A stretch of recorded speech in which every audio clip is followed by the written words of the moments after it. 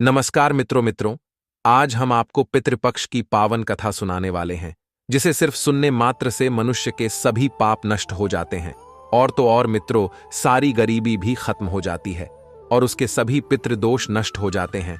इसलिए आप सभी लोग इस कथा को शुरू से लेकर अंत तक पूरा अवश्य देखिए और सुनिए। मित्रों, एक बार भगवान शिव जी और माता पार्वती जी कैलाश पर्वत की चोटी पर बैठकर विश्राम कर रहे थे। तभी अचानक से आकाश मार्ग से देवर्षि नारद जी भगवान शिव जी और माता पार्वती जी के पास पहुंचकर रुक जाते हैं। तब भगवान शिव जी देवर्षि नारद जी से कहते हैं, हे देवर्षि नारद, तुम आज किस प्रयोजन से हमारे पास पधारे हो? बात सुनकर देवर्षि नारद जी भगवान शिव जी से कहते हैं, हे प्रभु, मैं आज यहाँ आपके पास यह जानने के लिए आया हूँ कि पितृपक्ष में पितरों की पूजा अर्चना करने से कौन सा फल मिलता है, और पितृपक्ष के दौरान पितरों की आत्मा की शांति के लिए कौन कौन से उपाय करना चाहिए। तब भगवान शिव जी देवर्षि नारद जी से कहते हैं, हे देवर्षि नारद, आज तुमने इस प्रश्न को पूछकर पूरी मानव जाति का उद्धार कर दिया है। क्योंकि जो भी व्यक्ति पितरों को प्रसन्न करता है, उन्हें संतुष्ट करता है, उसके सभी दुख समाप्त हो जाते हैं। और तो और मित्रों, सारे दुख भी समाप्त हो जाते हैं। और जो व्यक्ति पितृपक्ष के दौरान अपने पितरों की पूजा अर्चना करते हैं, उसके पितृगण उनसे प्रसन्न हो जाते हैं। लेकिन हे देवर्षि नारद, हम आपको आपके इस प्रश्न के उत्तर देने से पहले आपको एक अत्यंत महत्वपूर्ण कथा सुनाना चाहते हैं, किंतु आपको इस कथा को शुरू से लेकर अंत तक पूरा सुनना होगा। तब देवर्षि नारद जी भगवान शिव जी से कहते हैं, हे प्रभु, मैं आपको विश्वास दिलाता हूं कि मैं इस कथा को शुरू से लेकर अंत तक पूरा अवश्य सुनूंगा और इस कथा को समस्त देवलोक में भी अवश्य विख्यात करूंगा। मित्रों, फिर भगवान शिव जी देवर्षि नारद जी को पितृपक्ष की कथा सुनाने लगते हैं। इसलिए मित्रों, आप भी इस कथा को ध्यानपूर्वक पूरा जरूर सुनिए, क्योंकि इस कथा को श्रवण करने मात्र से ही मनुष्य के सभी पाप और सभी दोष नष्ट हो जाते हैं। उसे पितृदोष से मुक्ति मिल जाती है, उसके सभी कर्ज उतर जाते हैं और धन धान्य संपत्ति की प्राप्ति होती है तथा सुंदर मनचाहे वर की प्राप्ति निश्चित होती है। संतानहीन को संतान की प्राप्ति होती है। और पितृपक्ष के दौरान इस कथा का श्रवण प्रत्येक मनुष्य को अवश्य करना चाहिए, क्योंकि इस कथा का श्रवण करने से पितृदेव प्रसन्न होते हैं और वरदान देते हैं। तो मित्रों, आप लोगों से विनम्र निवेदन है कि कथा को आगे जानने से पहले अभी तक आप लोगों ने वीडियो को लाइक नहीं किया है तो लाइक कर लीजिए, और साथ ही साथ हमारे इस YouTube चैनल आध्यात्मिक कथा YouTube चैनल को सब्सक्राइब कर लीजिए और मित्रों बेल आइकन को ऑल पर सेलेक्ट कर दीजिए, क्योंकि मित्रों अगर हमारी कोई कथा आएगी तो सबसे पहले आप लोगों तक पहुंचेगी और आप लोग उस कथा को सुन पाएंगे। तो आइए मित्रों, आप लोगों का ज्यादा टाइम न वेस्ट करते हुए कहानी को पूरा सुनते हैं। तो मित्रों भगवान शिव जी देवर्षि नारद जी से कहते हैं, हे देवर्षि नारद, किसी समय की बात है, किसी नगर में प्रताप सिंह नामक एक राजा राज्य करते थे, जो संसार के माया मोह को छोड़कर निर्भय होकर ब्रह्मचर्य का पालन करते हुए अपने महल को छोड़कर पृथ्वी का विचरण करने के लिए निकल गए थे। उन्होंने संसार की सभी खुशियों और भोगों को त्याग दिया था और उन्होंने महल में रहना भी छोड़ दिया था। वे एक बार ही भोजन करते थे और वन ही वन भटकते रहते थे। उन्हें ऐसा वैराग्य धारण किए हुए देखकर, अपने वंशज को इस प्रकार से वंश को नष्ट करता हुआ देखकर, उनके समस्त पितृगण उनके लिए अत्यंत दुखी थे और अब उन्हें भय लगने लगा था। इसलिए उन्होंने अपने मन में सोचा कि क्यों ना हम स्वयं चलकर अपने वंशज से मिले और उसे वैराग्य का त्याग करने के लिए कहे। ऐसे ही दिन गुजर रहे थे। लेकिन एक दिन राजा प्रताप सिंह ध्यान मग्न होकर तपस्या में लीन थे। तभी अचानक से उसी समय उनके सभी पितृगण उस स्थान पर प्रकट हो गए। उसके थोड़ी देर बाद जब राजा प्रताप सिंह ने अपनी आंखें खोलीं तो उन्होंने 4 दिव्य आत्माओं को अपने सामने खड़ा देखा। तो वे उन्हें यूं अचानक ही देखकर आश्चर्यचकित हो गए और सभी पितृगण को प्रणाम करते हुए कहते हैं, हे महान आत्माओं, आप कौन हैं और आप सभी किस कारण से यूं अचानक ही मुझे दर्शन देने के लिए पधारे हैं?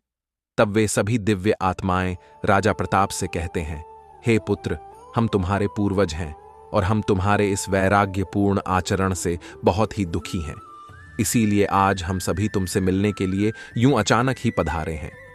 अपने सभी पितृगण की बात सुनकर राजा प्रताप सिंह उन्हें नमस्कार करते हुए आदरपूर्वक अपने सभी पितृगण से कहते हैं, हे पितृगण, मैं आप सभी के दर्शन करके कृतार्थ हो गया हूं, किंतु मुझे यह बात समझ में नहीं आ रही कि आप सभी मेरे आचरण से दुखी क्यों हैं।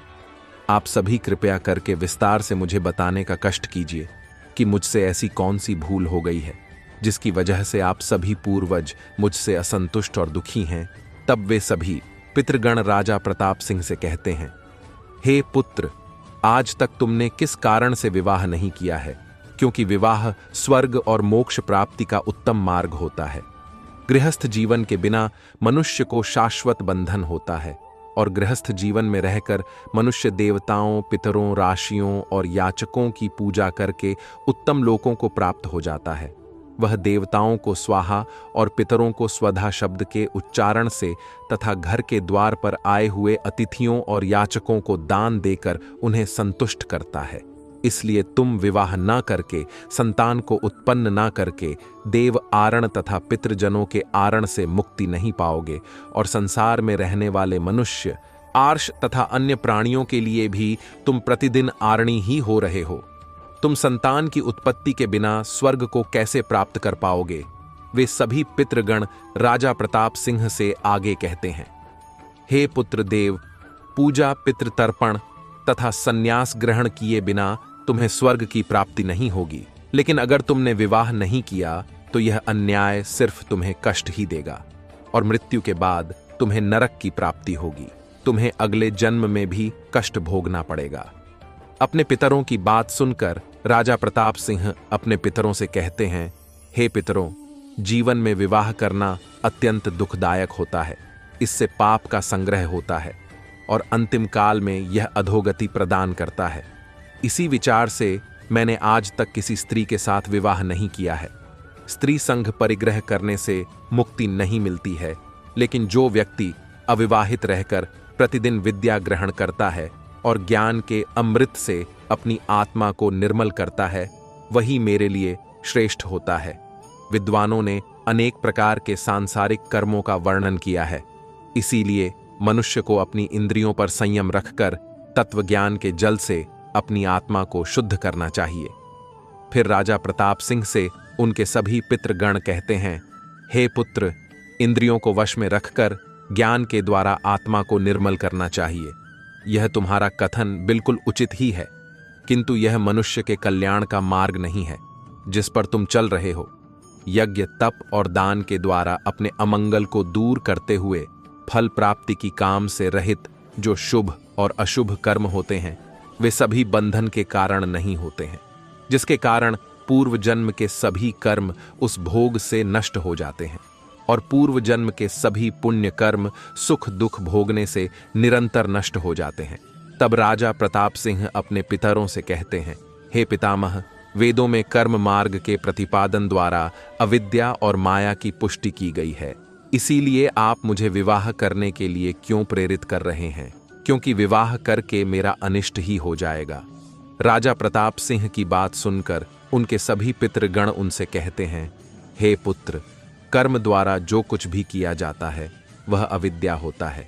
यह बिल्कुल सत्य है, किंतु विद्या प्राप्त करना भी एक प्रकार का कर्म होता है और शास्त्रों में जो विहित कर्म होते हैं, सज्जन पुरुष उनका उल्लंघन नहीं करते हैं।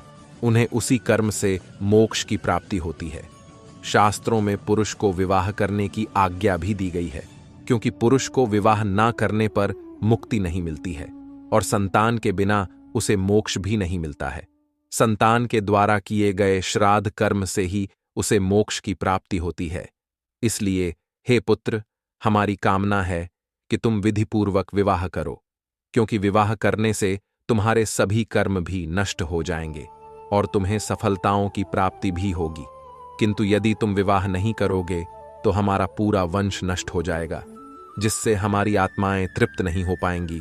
किंतु तुम विवाह करके संतान उत्पन्न करके ही अपने पितरों को संतुष्ट कर सकते हो। मित्रों, भगवान शिव जी देवर्षि नारद जी से कहते हैं, हे देवर्षि नारद, अपने पितरों के वचन सुनकर राजा प्रताप सिंह को अपनी इस भूल पर बहुत दुख होता है, इसलिए उन्होंने विवाह करने का निश्चय किया। फिर राजा प्रताप सिंह अपने पितरों से कहते हैं, हे पितृगण, अब तो मैं बूढ़ा हो गया हूं, इसलिए कौन मुझे अपनी कन्या प्रदान करेगा? और वैसे भी मुझ जैसे वृद्ध व्यक्ति के लिए विवाह करना अत्यंत कष्टम जीवन बन जाएगा। तब उनके पितृगण राजा प्रताप सिंह से कहते हैं, हे पुत्र, अगर तुम हमारे वचनों का पालन नहीं करोगे तो निश्चित ही हम सभी पितरों का पतन हो जाएगा और तुम्हारी दुर्गति हो जाएगी। राजा प्रताप सिंह से इतना कहकर सभी पितृगण अंतर्ध्यान हो जाते हैं। अपने पितरों के द्वारा ऐसे वाक्य सुनकर राजा प्रताप सिंह मन ही मन अत्यधिक व्याकुल हो रहे थे और वे अपने पितरों की मुक्ति के लिए विवाह करने का विचार करते हुए कन्या की खोज में पृथ्वी लोक पर विचरण करने लगे थे, किंतु उन्हें कहीं भी कन्या की प्राप्ति नहीं हो सकी। इसलिए वे अपने पितरों के वचन को बार बार मन में सोचते हुए बहुत चिंतित रहने लगे थे और अपने मन में सोचने लगे कि अब मैं क्या करूं, कहां जाऊं, मेरे पितृगणों को मुक्ति दिलाने के लिए कौन सी स्त्री मुझसे विवाह करेगी। इस प्रकार से बहुत देर तक विचार करने के बाद राजा प्रताप सिंह ने सोचा कि मुझे ब्रह्मा जी की तपस्या करनी चाहिए, वही मेरी इस दुविधा का निवारण बता सकते हैं। अपने मन में इतना सोचकर राजा प्रताप सिंह एक वन में जाकर ब्रह्मदेव की तपस करने लगे। राजा प्रताप सिंह को 100 वर्षों तक घोर तपस्या के बाद परमपिता ब्रह्मा जी उनके सामने साक्षात प्रकट हुए। तब राजा प्रताप सिंह अपने सामने साक्षात परमपिता ब्रह्मा जी को देखकर बहुत ही प्रसन्न हुए और उन्हें प्रणाम किया। फिर ब्रह्मा जी राजा प्रताप सिंह से कहते हैं, हे वत्स, मैं तुम्हारी तपस्या से बहुत ही प्रसन्न हूं, इसलिए तुम्हारी जो भी इच्छा हो तुम वह वरदान मांग सकते हो। मैं तुम्हारी उस वरदान को अवश्य पूर्ण करूंगा। तब राजा प्रताप सिंह ब्रह्मा जी से कहते हैं, हे परमपिता, मेरे पितरों ने मुझे संतान उत्पन्न करने के लिए कहा है, किंतु इस समय मुझे विवाह के लिए कोई कन्या नहीं मिल पा रही है, इसीलिए आप कृपया करके मुझे कन्या प्रदान करें, जिससे विवाह करके मैं संतान प्राप्त कर सकूं। राजा प्रताप सिंह की बात सुनकर ब्रह्मा जी उनसे कहते हैं, हे विप्र, मैं तुम्हें वरदान देता हूं कि आज से तुम संसार के प्रजापति हो जाओगे, तुम्हारे द्वारा प्रजा की सृष्टि होगी। ब्रह्मा जी राजा प्रताप सिंह से आगे कहते हैं, हे विप्र, तुमसे तुम्हारे पितरों ने कहा है कि तुम्हें किसी स्त्री से विवाह करना चाहिए, इसलिए तुम्हें इस अभिलाषा को मन में रखते हुए अपने पितरों की पूजा पाठ करनी चाहिए, जिससे वे प्रसन्न होकर तुम्हारी इस कामना को अवश्य पूर्ण करेंगे और तुम्हें उत्तम स्त्री की प्राप्ति होगी। राजा प्रताप सिंह से इतना कहकर ब्रह्मा जी वहां से अंतर्ध्यान हो जाते हैं। ब्रह्मा जी की बात सुनकर राजा प्रताप सिंह अपने पितरों को प्रसन्न करने के लिए अपने मन में दृढ़ निश्चय किया। उसके बाद राजा प्रताप सिंह एक नदी के तट पर पहुंचे गए और वहीं पर एकांत में उन्होंने अपने पितरों का तर्पण करके उनकी आत्मा को संतृप्त कर लिया। फिर वे एकाग्र चित्त होकर भक्तिपूर्वक अपने पितरों की स्तुति करने लगे। मित्रों, आगे भगवान शिव जी देवर्षि नारद जी से कहते हैं, हे देवर्षि नारद, राजा प्रताप सिंह ने अपने पितरों के लिए जो स्तुति की थी उसे प्रत्येक मनुष्य को ध्यान से सुनना चाहिए, क्योंकि यह स्तुति सभी दुख और दोषों को नष्ट करने वाली होती है, जिसे अगर कोई भी व्यक्ति सिर्फ एक बार इस स्तुति को सुन लेता है, उसके सभी पाप नष्ट हो जाते हैं और उन्हें अपने पितरों का आशीर्वाद प्राप्त होता है। इसलिए आप सभी लोग भी इस स्तुति को ध्यान से सुनिए, तभी आपको यह कथा सुनने का फल प्राप्त होगा। मित्रों, भगवान शिव जी देवर्षि नारद जी से कहते हैं, हे देवर्षि नारद, राजा प्रताप सिंह इस प्रकार से अपने पितरों की स्तुति करने लगे कि जो आदि देवता के रूप में विद्यमान रहते हैं और जो श्राद्ध के अवसर पर देवताओं से स्वधा द्वारा तृप्त किए जाते हैं, उन सभी पितृगणों को मैं नमस्कार करता हूं। स्वर्ग में अवस्थित महर्षिगण भक्ति मुक्ति की कामना से मानसिक श्राद्ध द्वारा जिन्हें भक्तिपूर्वक तृप्त करते हैं, उन सभी पितरों को मैं प्रणाम करता हूं। अग्नि, बर्षद, आज्ञ और सोमपति गण हैं, वे सभी इस श्राद्ध में मेरे द्वारा संतृप्त होकर तृप्ति को प्राप्त करें। अग्निस्वात पितृ मेरी पूर्व दिशा की रक्षा करें। बर्षद नामक पितृगण सर्वदा मेरी दक्षिण दिशा की रक्षा करें। आज्ञ पितृजन पश्चिम दिशा की तथा सोम पितृगण उत्तर दिशा की रक्षा करें। यह समस्त पितृजन राक्षस, भूत, पिशाच और असुर गणों के कारण उत्पन्न दोषों से नित्य सभी प्रकार से हमारी रक्षा करें। विश्व विष भूख आराध्य धर्म धान्य, शुभानंद भूति द भूतिकृत और भूति नामक जो पितरों के 9 गण है, तथा कल्याण और कलदराश्रय कलता हेतु और अनघ नामक जो पितरों के 6 गण कहे गए हैं, और वरवरेण्य वृद्ध तुष्टि पुष्टि विश्वपात और धाता नाम से विख्यात यह 7 गण तथा पितृगणों के पाप विनाशक जो महान महात्मा मोहित महिमावाण और महाबल नाम से प्रसिद्ध यह 5 गण हैं। उन गणों के ही साथ सुखद धम धर्म दुरई अत्यंत प्रसन्न हो जाते हैं। और उसी समय एक दिव्य तेज उत्पन्न हुआ जो आकाश मंडल में चारों ओर व्याप्त था, और संपूर्ण विश्व को अपने तेज से आच्छादित करने वाली उस रोशनी को देखकर राजा प्रताप सिंह अपने घुटनों पर बैठकर फिर से अपने पितरों की स्तुति करने लगे। प्रताप सिंह की स्तुति सुनकर उनके सभी पितृगण उनसे बहुत ही प्रसन्न हो जाते हैं और वे उनके सामने प्रकट हो जाते हैं। फिर राजा प्रताप सिंह ने पुष्प गंध और अनूल पदार्थों से उनका निवेदन किया। वे सभी पितर उन्हीं को धारण करके उनके सामने प्रकट हो जाते हैं। उसके बाद राजा प्रताप सिंह भक्तिपूर्वक अपने दोनों हाथों को जोड़कर अपने पितरों को प्रणाम करते हैं और उनसे निवेदन करते हैं। तब उनके सभी पितृगण उनसे प्रसन्न होकर कहते हैं, हे पुत्र, तुम्हारी स्तुति से हम बहुत ही प्रसन्न हैं, इसीलिए अब तुम्हारी जो भी इच्छा हो वह निसंकोच होकर कह सकते हो, हम तुम्हारी उस कामना को अवश्य पूर्ण कर देंगे। फिर राजा प्रताप सिंह नतमस्तक होकर अपने पितरों से कहते हैं, हे पितृगण, ब्रह्मा जी ने मुझे सृष्टि की रक्षा करने के लिए प्रजापति बना दिया है, इसीलिए मैं आपसे संतान उत्पन्न करने में समर्थ गुणवान और चरित्रवान पत्नी की कामना करता हूं। तब उनके पितृगण उनसे कहते हैं, हे पुत्र, इसी स्थान पर अभी इसी क्षण तुम्हें उत्तम मनोरमा पत्नी की प्राप्ति होगी और उसी से तुम्हें अत्यंत सुंदर पुत्र की प्राप्ति होगी, और तुम्हारा वह पुत्र बहुत ही बुद्धिमान और बलवान होगा जो चिरांग नाम से तीनों लोकों में प्रसिद्धि प्राप्त करेगा। तुम्हारे पुत्र के भी अत्यंत बलवान, महापराक्रमी महात्मा और आज्ञा का पालन करने वाले बहुत से पुत्र होंगे। राजा प्रताप सिंह से इतना कहकर राजा प्रताप सिंह के समस्त पितृगण उन्हें आशीर्वाद देकर उस स्थान से अंतर्ध्यान हो जाते हैं। पितरों के अंतर्ध्यान होते ही पितरों की कृपा से उसी समय उस नदी के मध्य से एक अत्यंत सुंदर मन को मोहने वाली प्रलोभन कन्या उत्पन्न हुई है। मैं आपको उस सुंदर रूप वाली मानिनी नामक कन्या को आपकी पत्नी के रूप में प्रदान करती हूं, और आप इस कन्या से विवाह करें। इस कन्या से विवाह करने पर आपको अत्यंत बुद्धिमान चिरांग नाम के पुत्र की प्राप्ति होगी। फिर प्रजापति राजा प्रताप सिंह उस अप्सरा कन्या से विवाह करते हैं। इस प्रकार से राजा प्रताप सिंह ने अपने पितरों को प्रसन्न करके विवाह के लिए कन्या प्राप्त की और अपने वंश को आगे बढ़ाया था। मित्रों, भगवान शिव जी देवर्षि नारद जी से कहते हैं, चलिए अब हम आपको पितरों को प्रसन्न करने के उपायों को विस्तार से बता देते हैं, क्योंकि यह उपाय मनुष्य के जीवन में पितृदोष को समाप्त करने और पितरों की कृपा प्राप्त करने के लिए अत्यंत आवश्यक होते हैं। पितरों को प्रसन्न करने के लिए कुछ विशेष अनुष्ठान, तर्पण और धार्मिक कार्यों का पालन करना बहुत ही आवश्यक होता है।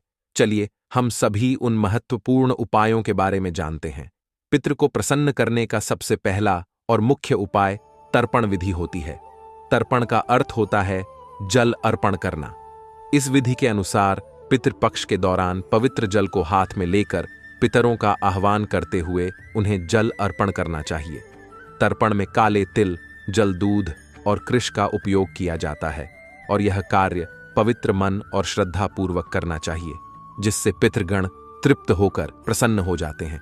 पितृ तर्पण करते समय ओम पितृभ्य स्वधा मंत्र का उच्चारण करना चाहिए, जिससे पितृगण संतुष्ट हो जाते हैं और प्रसन्न होकर आशीर्वाद प्रदान करते हैं। मित्रों, भगवान शिव जी देवर्षि नारद जी से कहते हैं, हे देवर्षि नारद, दूसरा उपाय श्राद्ध कर्म पितरों की तृप्ति के लिए एक महत्वपूर्ण अनुष्ठान होता है, और इसमें पितरों के निमित्त भोजन, फल और वस्त्र अर्पण किए जाते हैं। श्राद्ध कर्म करने वाले व्यक्ति को ब्राह्मणों को भोजन करवाना चाहिए और उन्हें वस्त्र एवं दक्षिणा देकर उनसे आशीर्वाद लेना चाहिए। श्राद्ध के दिन विशेष रूप से सात्विक भोजन बनाना चाहिए, जिसमें खीर, पूड़ी, सब्जी और अन्य पौष्टिक एवं ताजे खाद्य पदार्थ शामिल होने चाहिए। इस भोजन को पवित्रता के साथ अपने पितरों को निमित्त पूर्वक अर्पण करना चाहिए। तीसरा उपाय, गाय, ब्राह्मण और अन्य जीवों को भोजन, पितरों को प्रसन्न करने के लिए गाय, कुत्ते, कौवे और ब्राह्मणों को भोजन कराना चाहिए। ऐसा करना बहुत ही शुभ माना जाता है। इन्हें भोजन अर्पण करने से पितृ तृप्त हो जाते हैं और प्रसन्न होकर आशीर्वाद देते हैं। और विशेष रूप से श्राद्ध के दिन गाय को हरी घास और रोटी खिलाना और कौवे को चावल व खीर खिलाना बहुत शुभ माना जाता है। इन कार्यों को करने से पितरों की कृपा प्राप्त होती है और पितृ दोष से मुक्ति मिल जाती है। पीपल और तुलसी के वृक्ष की पूजा करना पितरों को प्रसन्न करने का सबसे महत्वपूर्ण उपाय है, क्योंकि पीपल का वृक्ष पितृ गणों का निवास स्थान माना जाता है और तुलसी का पौधा देवी लक्ष्मी का प्रतीक होता है। श्राद्ध के दिन पीपल और तुलसी की पूजा करके पितरों को तृप्त करना चाहिए। पीपल के वृक्ष के नीचे दीप जलाने से पितृगण प्रसन्न हो जाते हैं और परिवार को सुख समृद्धि का आशीर्वाद देते हैं। मित्रों, भगवान शिव जी देवर्षि नारद जी से कहते हैं, हे देवर्षि नारद, जो व्यक्ति पितृदोष से पीड़ित हो जाते हैं उसे ग्याजी या अन्य पवित्र तीर्थ स्थलों पर जाकर पिंड दान करना चाहिए, क्योंकि ग्याजी में पिंड दान करने से उसके पितृ संतुष्ट होकर मोक्ष प्राप्त करते हैं और वंशजों को आशीर्वाद देते हैं। पिंड दान के समय काले तिलक और चावल का उपयोग करके पितरों को अर्पण करना चाहिए। यह प्रक्रिया पितरों को तृप्त करती है और उनकी आत्मा को शांति प्रदान करती है। पितरों को प्रसन्न करने के लिए व्यक्ति को श्राद्ध पक्ष के दौरान व्रत भी रखना चाहिए और इस दौरान सात्विक आहार ग्रहण करना चाहिए और ब्रह्मचर्य का पालन करना चाहिए।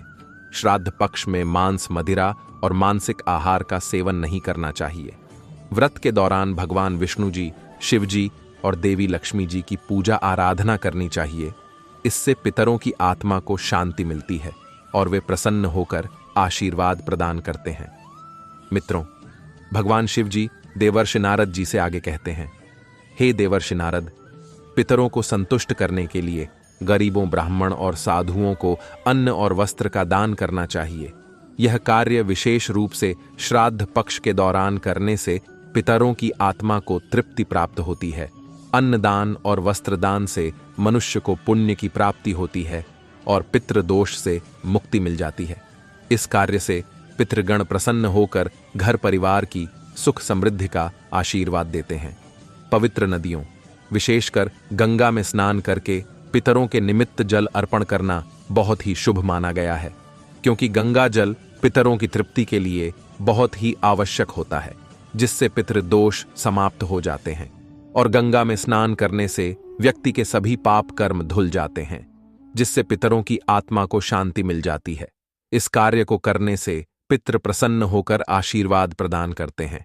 पितरों को प्रसन्न करने के लिए सत्संग में शामिल होना और पवित्र ग्रंथों जैसे भगवद गीता का पाठ करना बहुत ही लाभकारी माना जाता है। पितरों की शांति के लिए गीता के 11वें अध्याय का पाठ विशेष रूप से बहुत ही लाभकारी माना जाता है। भगवद गीता के पाठ से पितरों की आत्मा को शांति मिल जाती है और उनके वंशजों पर उनकी कृपा बनी रहती है। मित्रों, भगवान शिव जी देवर्षि नारद जी से कहते हैं, हे देवर्षि नारद, जो भी व्यक्ति पितृदोष को दूर करने के लिए इन उपायों को श्रद्धा और विश्वास के साथ करता है, उसके जीवन में सदैव सुख समृद्धि बनी रहती है, जिससे पितरों की कृपा से उसके समस्त दोष समाप्त हो जाते हैं और उसके परिवार में शांति बनी रहती है। इन उपायों को नियमित रूप से करने से पितृदोष से मुक्ति मिल जाती है और उनके पितृ प्रसन्न होकर उसके वंशजों को आशीर्वाद देते हैं। मित्रों, भगवान शिव जी देवर्षि नारद जी से कहते हैं, हे देवर्षि नारद, अब तो आपको आपके सभी प्रश्नों के उत्तर मिल ही गए होंगे। तब देवर्षि नारद जी भगवान शिव जी से कहते हैं, हे प्रभु, आज आपने मुझे पितृपक्ष की इस कथा के माध्यम से बहुत ही महत्वपूर्ण ज्ञान दिया है, इसलिए मैं आपको विश्वास दिलाता हूं कि मैं इस कथा को समस्त देवलोक में अवश्य विख्यात करूंगा। मित्रों, इस प्रकार भगवान शिव जी ने देवर्षि नारद जी को पितृपक्ष की यह पावन कथा सुनाई है और पितरों को प्रसन्न करने के विभिन्न उपाय विस्तार से बताए हैं, जिन्हें सभी व्यक्तियों को पितृपक्ष में अवश्य करना चाहिए, क्योंकि इन उपायों का जो भी व्यक्ति पालन करता है उस व्यक्ति को कभी भी पितृदोष का सामना नहीं करना पड़ता है और उसके पितृ सदैव प्रसन्न रहते हैं। मित्रों, आशा करते हैं कि आप सभी लोगों को पितृपक्ष की यह पावन कथा पसंद आई होगी। अगर आप सभी लोगों को यह कथा पसंद आई हो तो आप लोग हमारे कमेंट बॉक्स में जाकर अपने पितरों का नेम अवश्य लिखें। और तो और मित्रों, अभी तक आप लोगों ने इस वीडियो को लाइक नहीं किया है तो वीडियो को लाइक करें और सभी कमेंट बॉक्स में कमेंट करके बताएं कि यह कथा कैसी लगी। और अगर अच्छी लगी है तो हमारे इस YouTube चैनल आध्यात्मिक कथा को सब्सक्राइब करें और साथ ही साथ नोटिफिकेशन बेल को जरूर दबाएं। क्योंकि मित्रों, अगर हमारे YouTube चैनल पर कोई नई कथा आएगी तो नोटिफिकेशन बेल की माध्यम से वह कथा आप लोग सबसे पहले सुन सकेंगे। और मित्रों, आप लोग हमारे कमेंट बॉक्स में जाकर हर हर महादेव, राधे राधे, जय श्री कृष्ण लिखना न भूले। तो मित्रों, आप सभी को वीडियो यह तक देखने के लिए दिल से धन्यवाद। मिलते हैं किसी और पौराणिक कथा के साथ।